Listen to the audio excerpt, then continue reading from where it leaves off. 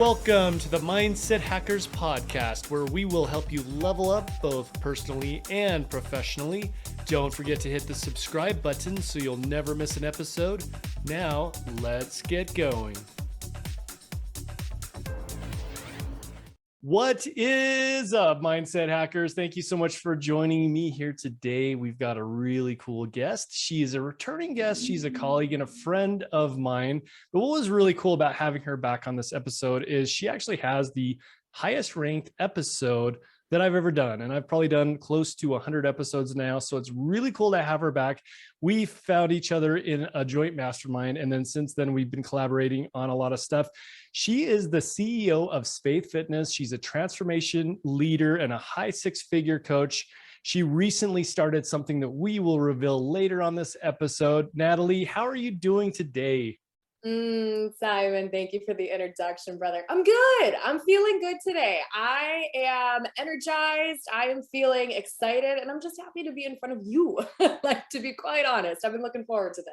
I know you and I both have quite a bit of energy when we get in there. You, me, and Amar, we seem to have this like limitless amount of energy, and it's just so fun to vibe with other friends who are on this frequency. We had a great chat last time talking about your backstory and how you became the badass that you are. So please go back and listen to that episode if you have not. It was probably published in, I think, late February or early March. But it's so good to get you here so we can just dig on some of the stuff that you've been vibing on lately. And us as coaches, we have different themes and different topics that seem to come to the forefront. And I want to know, like, what have you been vibing on lately, or what have you been helping some of your clients with? What's the topic on the front of your mind right now? Yeah, absolutely. So, biggest topic I've been diving headfirst into, first and foremost for myself, is trauma. And really, truly learning about how we view the world through a context or a lens, which is usually created by past patterning, and how that also can be locked within the body subconsciously without us even knowing. So I've been just really diving into trauma and how that can affect the way in which you show up, how you feel, the way that you think, which you and I discussed a lot in that last podcast, which ultimately leads into the action and reality in which you live. So for me, trauma, because I personally, from that last episode that we talked on, have experienced a lot of that trauma. And I always wanted to be able to heal what was inside of me. So questioning kind of reality in my own self and just getting radically honest in how I show up and what different things were affecting, my triggers and my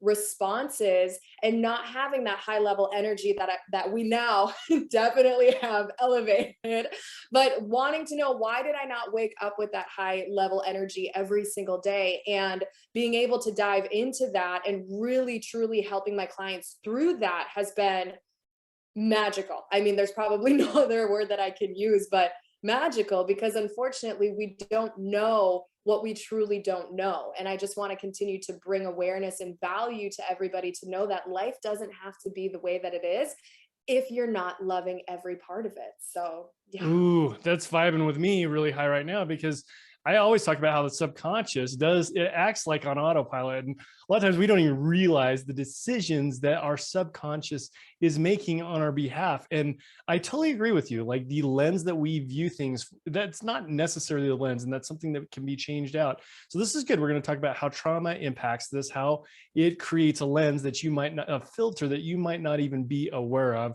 We're going to dive into this, and I have two questions for you as we start this topic off.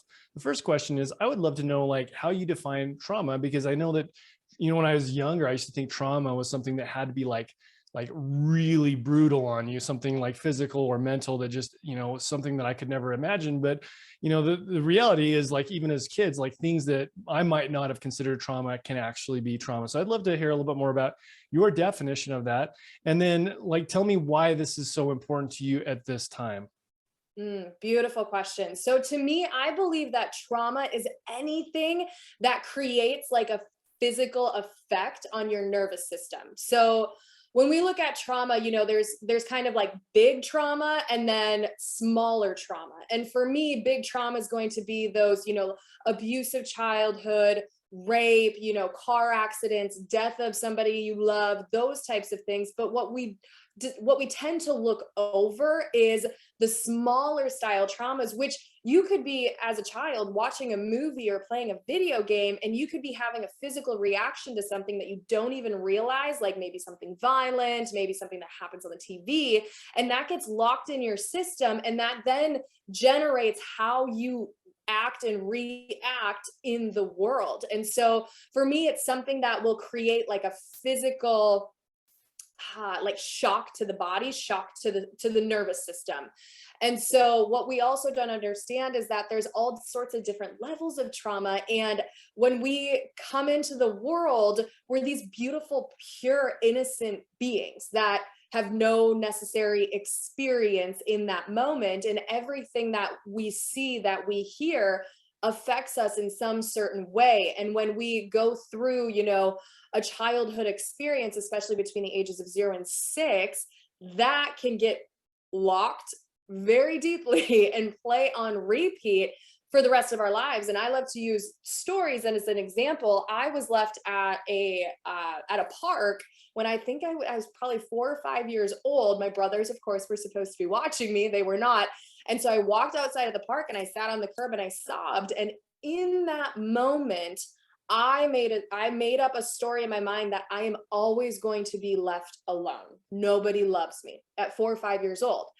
I go then to walk home, and now I'm fearing walking home because I'm not supposed to cross Main Street, mind you, it's a very small town. And I'm fearing that I'm going to be in so much trouble because I crossed Main Street. Now, I ended up living with that story in my system, fearing and coming from a place of, I'm always going to be alone. Nobody's going to love me. So that is what I consider like a traumatic experience, a moment in time where we decide something in our brain, we create a story in our mind, and then that's the way in which we view the world from when we're 30, 40, 50, 60, 70 years old, when we're adults and we don't understand, why do I get so triggered by XYZ? And when you can really unpeel the layers of that, you usually get to the root cause of something that might have happened in your childhood. I love how you define that, a shock to your system. And it may, when you mentioned that, I immediately thought of like when I was a child. I was probably like maybe 7 or 8 years old, and we had some neighbors that, a different religion than something that I was used to. And, part of their religion was sacrifice. And I remember walking in and, into their backyard and seeing a sacrifice of an animal. And that, I wouldn't consider that a normal trauma that, as I would have defined it before, but the way that you described it, a shock to the system, is definitely something that I felt. So thank you so much for defining that way. And I think that it's a good thing too, because it helps us to understand a little bit more that, like we can define it in different ways that have meaning to us, or maybe have held us back or had that shock to our system. And it doesn't have to look like what you normally hear on the news. So I appreciate you defining it like that. Why is this important to you right now? Oh God, well, so many reasons. So my biggest premise is I want people to be able to live a life of pure freedom. And if we're basically, what I always say is that we're just a bunch of children walking around in adult bodies with unresolved trauma. And when you can go in and you can start to heal and integrate those pieces of you, you end up waking up every single day freer than the person that you were before. And so my goal is, the biggest thing that led me to all of this is the way in which our world is today. It kind of, not that it's 2020 was the start of everything, but 2020 was a big reason what led me into doing this work, first and foremost for myself, because of the story in which we shared at the last podcast, but also that, wow, if this can work for me and I can feel so much better and just enjoy and love my day, even when there's not something extravagant going on, how can I do this for other people? And so for me, I believe that going into the trauma, being able to heal and integrate is what leads people to living a truly free life. That's beautiful. All right. Give me some nuggets on how you, well, actually, before I go ask you about how to deal with this, you and I briefly were exchanging some DMs earlier this morning. And I think that one thing that was really interesting that you talked about trauma was that it's, and you brought up this in the intro, is that it affects us without us even knowing it. And you say that this gets trapped inside of your body and it almost creates like the actions that we take. Can you tell me more about that? Like you mentioned repeating the past too.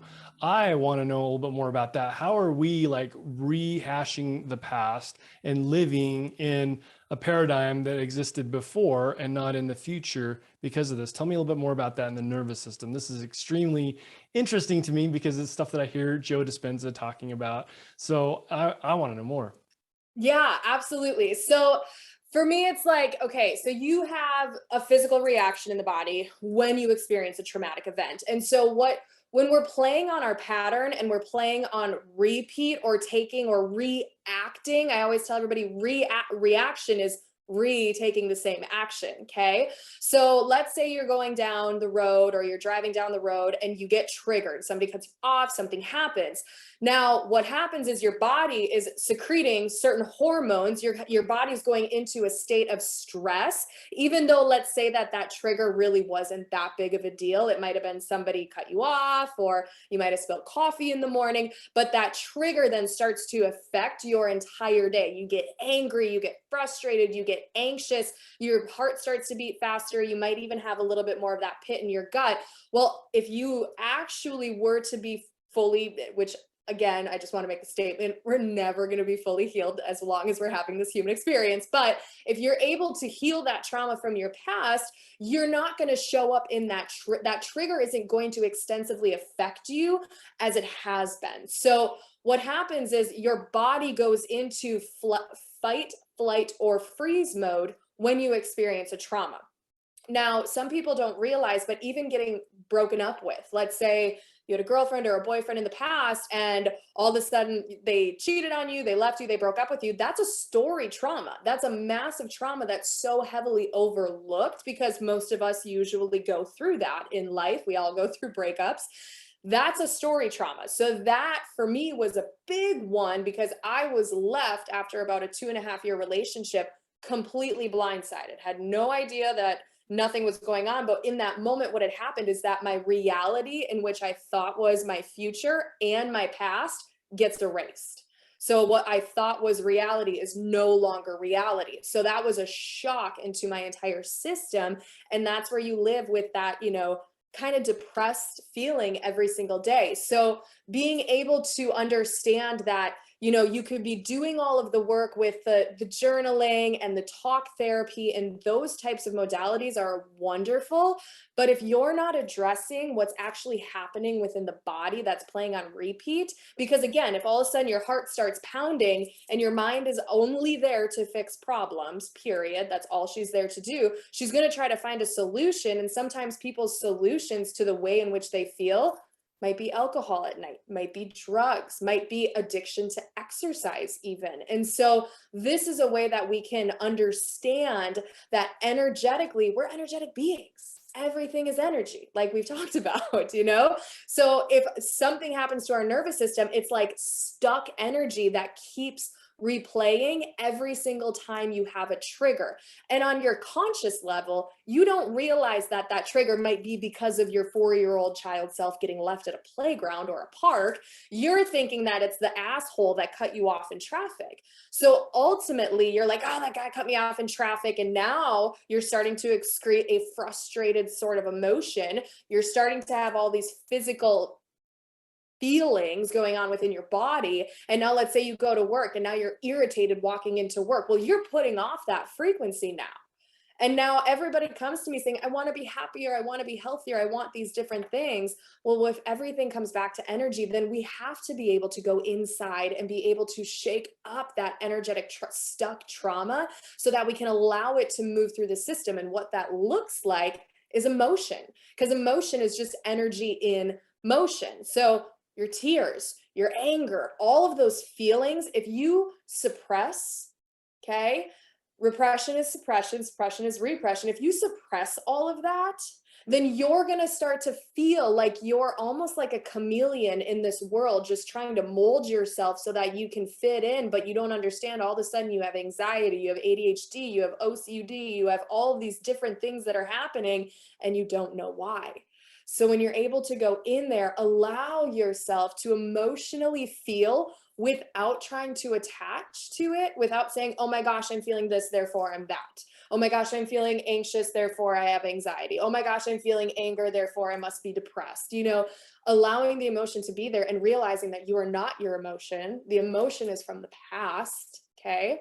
You're allowing yourself to feel that. Then the next time a guy cuts you off in traffic, you might give him a peace sign and wave and smile, and you're not angry anymore. So then you don't go to the office super frustrated and upset. And the more that you can do this, the less and less and less triggered you become, the happier of an individual you will be. That is so profound. So we have like the reaction, the emotion that comes out, and we think it's the, person cutting us off, but it really is something completely different. That's like the symptom, but we're not addressing the cause. And then we end up thinking, oh, I'm just going to journal more. I'm going to meditate. I'm going to do my affirmations, but something still isn't right. I feel very triggered from these things. And it's because you didn't really look at the source. And I love that analogy that you just used. And it reminded me of this book that I read, Untethered Soul. And he was talking about like seeing, like you see a car out there that, your ex-girlfriend or your ex-boyfriend had, and you had a, your version of trauma by, that breakup that you described. And then you see that car and it could be completely somebody else's car. But because you have that association with the person that you broke up with, all of a sudden you like, you close up, right? And when you close up, this is, I'm a big fan of talking about the topic of abundance, but like when you close up, when you go into reactive mode, protective mode, when you're like putting up a wall over your heart so that you don't get hurt again, by default, you're closing yourself off from all the abundance and all the love, all the connection, the money, the passion, the connections that the future can afford you because you are living in the past.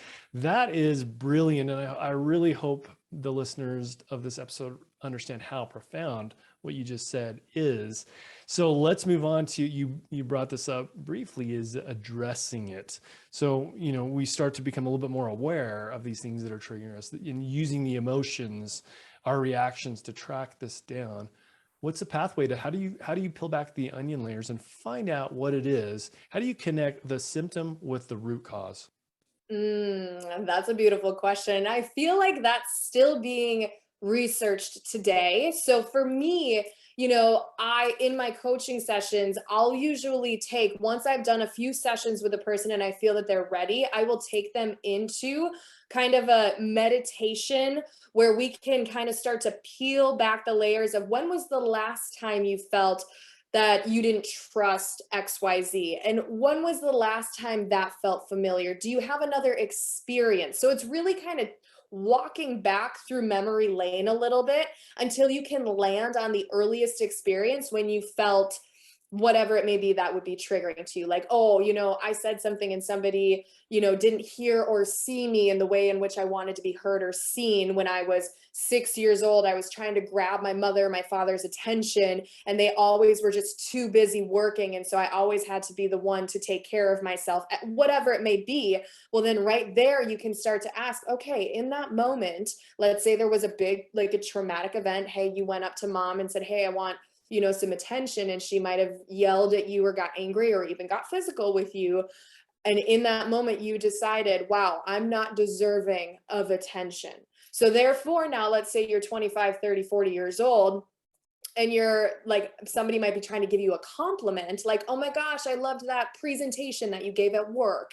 And all of a sudden you're like, oh, thanks, but yours was so much better. Well, it's because you don't feel like you deserve the attention or the accolade, because in that moment of your childhood trauma, you weren't able to have what it was that you needed as a child. So walking back through and a very slow course at a very slow pace and just kind of unpeeling the layers. And I love to use, if someone's doing this completely on their own, like the 7 layers of where was the last time I felt this, and the 7 layers of why. So just getting really, really deep within the self. And sometimes the other thing I want people to understand is your subconscious always knows. You always know. Your body keeps score of everything that you do in your life. Yes, we're always regenerating, we're always creating new cells, we're always a new person every single day. But when something's locked in the system, it's locked and it's not changing and it's not moving. It's just playing on repeat. So doing the journaling is beautiful, but also breath work. Breath work is another beautiful modality that people can start tapping into. Now, I took about almost 2 years doing literal regular in through the nose, out through the mouth meditation before I realized there's a whole nother slew of different breathing modalities that can help you go to the places where you might not know where the story is. And ultimately, at the end of the day, sometimes the story doesn't even really matter, but you can go into feeling an emotion. All of a sudden, you are in a breathwork ceremony and you're feeling an explosion of emotion. Allow it to go, allow it to get out. If you need to be pounding the ground, punching a pillow, screaming at the top of your lungs, sobbing in a fetal position, those are different modalities that can help you release energetically. And then what happens from that is once you allow that to come out, and this is usually where people get stuck, I should say, is that you have to be able to surrender to God, the universe, source, the moment, the experience, and say, I just did all of this energetic work. All of this emotion just came up. I'm not going to judge it. I'm not going to question it. I'm not going to ask where it came from. I'm just going to allow it to be there. And I'm going to trust that this is part of my healing journey. And I'm going to give it to God or give it to the universe and surrender. And what happens with all of that is that you don't even realize, because, hey, we don't know when our heart's beating. We don't know that our body's digesting when it's digesting. Okay. You also aren't going to understand when your body is healing emotionally sometimes, but you have to have the belief and the faith to know that it's happening for you. So not trying to, because I always see a lot of people get really stuck in the figuring it out. The figuring it out is your ego. Okay. Right. You And know what I mean? people are always like, oh, I track this down. I track this down. And like you said, at the end of the day, yeah, it's kind of important, but like, it's not the end all be all. Like a lot of times people are so focused of the source of where it came from instead of like how to fix it and move on. I want to hear a little bit more about breath work, but before we go there, I just wanted to say, I love what you said about, your parents not giving you attention. Cause you and I were at a mastermind in Austin, and this was my big share. And I wanted to share this for my audience, is that it took me years to realize this, but like, my parents, I didn't feel that they were really interested in me, being a bike race. And that was something that was very important to me. And I got to the point where it just felt like forced for them to come and watch me. And then I got to the point where like, I didn't ask them because I feared, like, I didn't even realize this, but I feared the rejection of them not wanting to show up for me. Therefore, that held me back in so many ways later in life. And I've shared this story too before, when my wife and I first started dating and she wanted to come support me, but I was like, oh, you don't have to come support me. It's all good. And that was me like closing up and trying to protect my heart without me even realizing this. So this is like decades in the making. And at 47, I'm starting to like realize this and understand this. But let's go back to the breathwork thing, okay? Because this is where I would love to have you tell me a little bit more about it, because I'm one of those people that I do my routines. I stick to them like crazy. I do the Wim Hof, the 30 deep breaths, and then, like hold my breath. And then, I can feel a little bit tingly in it. I do believe that meditation taps me into like this expanded consciousness, but I don't think I understand the breath work that you're talking about that gets you onto this whole nother level. I know that there's some releases of DMT that can come from this, but breath, and I haven't been on a full-on session. The 2 times that you and I have been at a mastermind where there was a workshop on this, I was not present for this. I have not gone and done this with a breath work expert, but tell me the difference between the deep breaths in and out, the Wim Hof video that you can watch on YouTube, and what you're talking about, where you tap into the source, where you get that DMT release and you start to see so many things that you don't see when you're not doing that. It's an altered state of consciousness. And then the follow-up question to that is does the breath work help you track it down and solve, or just track it down? Yeah, absolutely. And I first want to say that I'm also no massive expert in this. I just know what has worked for me and what I've seen work for other people. And if we just kind of talk about like that, the breathwork experience that we had in Austin is called somatic breathwork, where so body. So it's basically bodied breath work. And it actually is very similar to that Wim Hof style. It's just more drawn out. So instead of having just 30 breaths of in through the mouth, out through the mouth, you're actually doing it for quite a longer period of time, maybe 10, 15 minutes, usually laying down in a safe spot. And then you go into doing that hold. But sometimes when we just do, like, let's say you throw on Wim Hof on YouTube and you're only doing it for the 11 minutes that that YouTube video is, where you're doing the 30 breaths, you might have way more depth of trauma within the body that that 30 breaths isn't fully tapping into. So you might need to do it for a longer period of time, and then being able, so there's a couple different ways in which like you can start to activate different chakra levels. So when you're actually on that hold breath of Wim Hof, where you hold it empty first and foremost, and then you go in and you take that massive inhale and then you hold it, if you actually squeeze your sacral chakra and start to send that energy up, that can actually help you release more DMT. So you basically like squeeze the lower half of your body, so kind of your sexual area parts, and hold as you're having that high top breath. Hold that, then helps start to release that DMT that we're talking about. And really, the experience is going to be absolutely different for everybody. For me, on our last one that we did, I was actually able to feel what the two women around me were feeling. So I'm sitting there like, wow, like I've really got nothing coming up. Like, this is great. Like, usually I'm the one sobbing like a baby, bent over, dry heaving because all the shit's coming out of me. But then all of a sudden I felt a rage, just a massive rage. And I was like, what is this? And I started to be able to hear some thoughts that the other two women were having. And I could feel one woman's anger. And right in the moment that I was like, this isn't my anger, we both let out a massive scream. So I was like screaming out the anger in my body because it was her anger that started to come into my system, because I've done so much work and I've become so open. Plus, I'm very interested in energy work and all of that. So really, there's different ways in doing it. And then it's going into, after you have kind of that rapid, intense breathing, you do the hold, and then you go into something a little bit more gentle. It starts to bring up, whether that be that gut wrenching feeling, that racing heart rate, a headache. It could be anything. It could be any physical feeling in the body. And then usually it can be accompanied by different visions. It could be accompanied by, you know, past experiences, almost like you're in a sort of dream state. And for me, when we did it last time, after I did that scream, all of a sudden I went into like a massive state of just peace. But then all of a sudden I started to feel what felt like electricity between my two hands. And this is really cool, you guys. Like, this is something I highly recommend everybody looking into.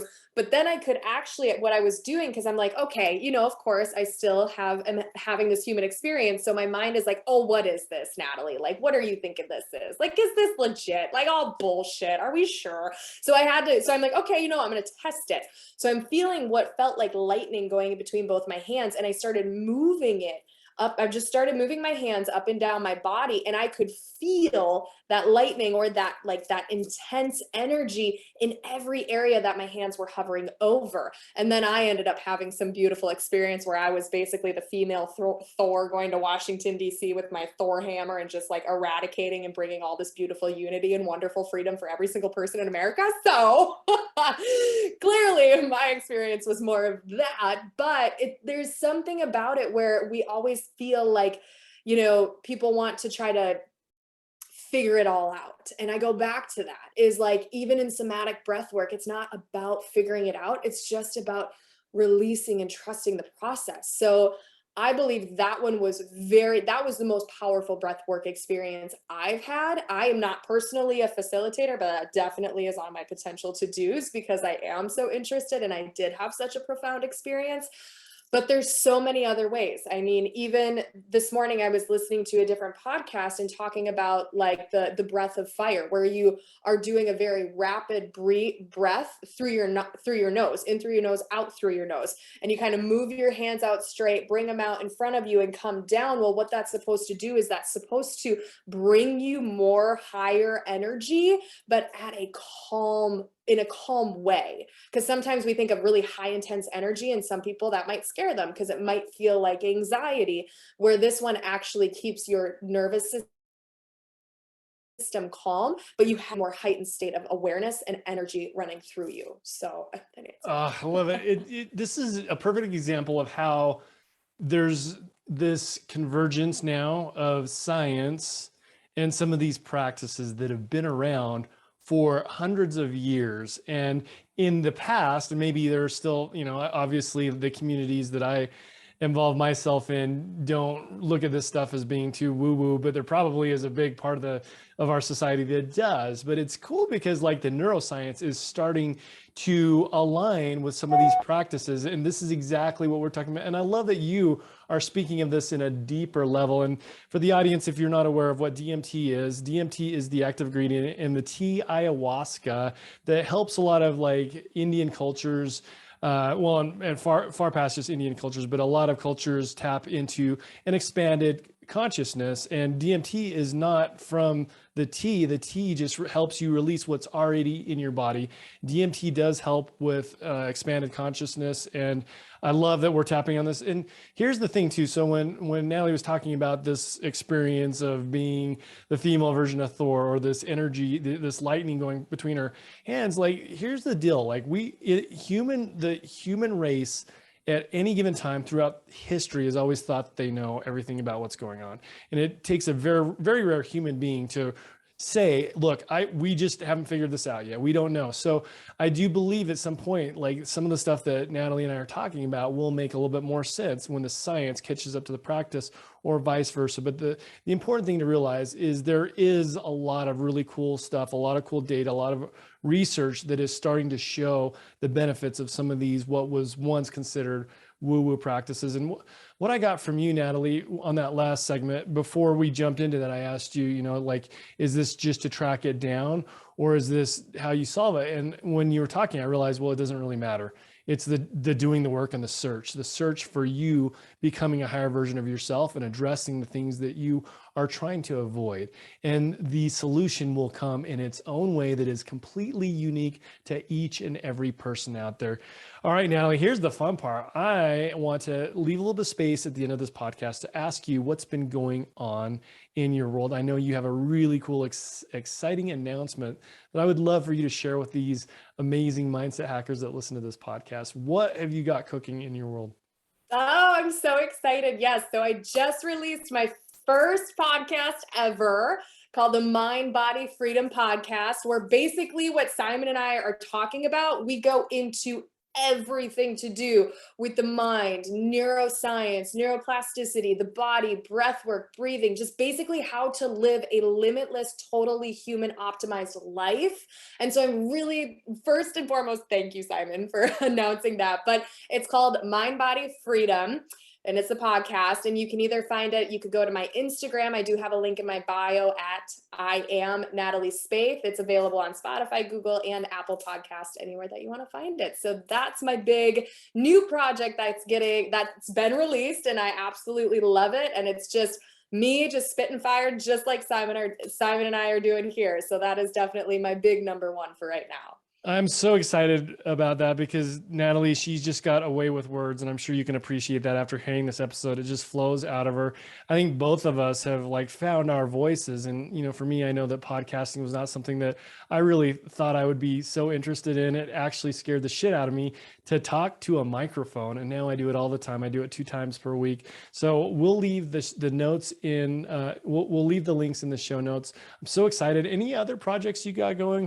Tell me a little bit about your coaching. How do people get helped by you? How do they tap into this on a consistent basis other than just hearing your podcast?